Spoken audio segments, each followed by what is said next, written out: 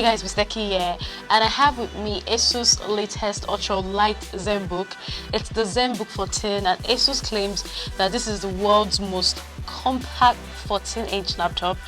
And in a way, I think it does live up to the title because this guy is super light and thin.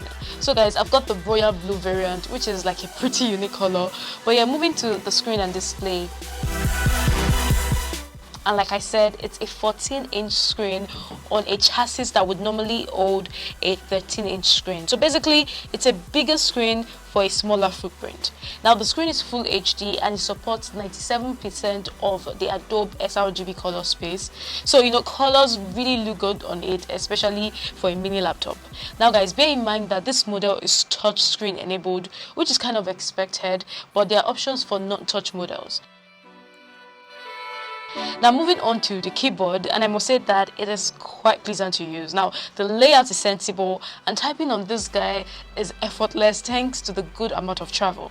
Now one thing you have to note about this laptop is the ergo lifts. Now so similar to the previous laptops that I've reviewed, the hinge actually doubles up as a stand and it lifts the notebook up at a slight angle when the screen is opened. Now this makes it comfortable to type on. Now, apart from the spec lineup, which is kind of impressive, what makes the Ultrabook stand out from other Ultrabooks is the fact that it comes with this. So this is the ScreenPad 2.0. It is slightly similar to what we got on the Asus Zenbook Pro Duo. However, unlike the previous version, the ScreenPad 2 on the Zenbook 14 comes in at 5.6-inch HD screen, which might be too small to read from. However, for my usage, I find it very beneficial for students and workers who want to watch YouTube or Netflix on the side. Asus has also optimized a couple of applications like Spotify, Calculator, PowerPoint, and Excel to be used with the ScreenPad 2.0. Now guys, Spotify for example is genuinely useful as the display is big enough to show you the playlist and enable playback controls. It also lets you do other things like work on your spreadsheet or email without having to switch to the Spotify app on your main display. Now to turn on the ScreenPad, it's quite simple and easy. Just tap on the F6 button and you get access to different navigations. You can also tap on the switch icon at the bottom left of the trackpad to switch between using the trackpad or using the ScreenPad. Or better still, you can use your 3 fingers to swipe down and immediately it navigates either to the trackpad or to the ScreenPad. Another benefit of the ScreenPad 2.0, it might not be a direct benefit, but I'm choosing to look at it in that light.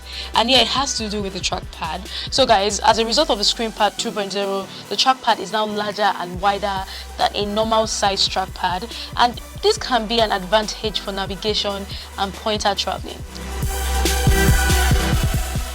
Anyways guys, like I said, this laptop is like the lightest 14-inch laptop now, and that is majorly due to the impressive design. It weighs about 1.2 kg. It is also 16.9 mm thick, and guys, the footprint of the 14-inch is really small thanks to the ultra slim bezels, which comes in at 2.9 millimeters, so it's really thin. Overall, the build quality is good guys, and I like the sleekness of this Ultrabook. And like I said, it is quite light and comfortable to carry. So it's more like you're carrying a portable folder. Yeah.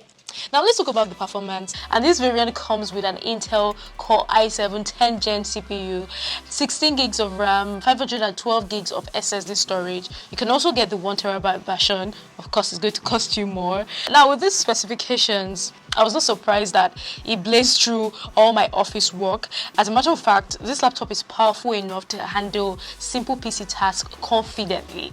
I could open, lots of windows and tabs in Chrome, and I could also interface with the ScreenPad 2.0 with no slowdown at all.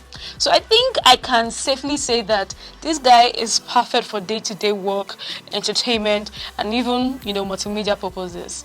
Now guys, portability is, like a core overall goal of Ultrabooks because they sacrifice lots of features for reduced bulk, without compromising on the battery life. So as a result, we shouldn't expect them to play high-end games effortlessly. As a matter of fact, this particular variant doesn't come with, a dedicated graphics card, but like I said, it's an Ultrabook, and the goal of getting this laptop is mostly for day-to-day professional work and multimedia purposes, not for gaming or highly intensive graphics work. Now, the Zenbook Pro Duo, which I reviewed earlier, will be a perfect candidate for a gamer.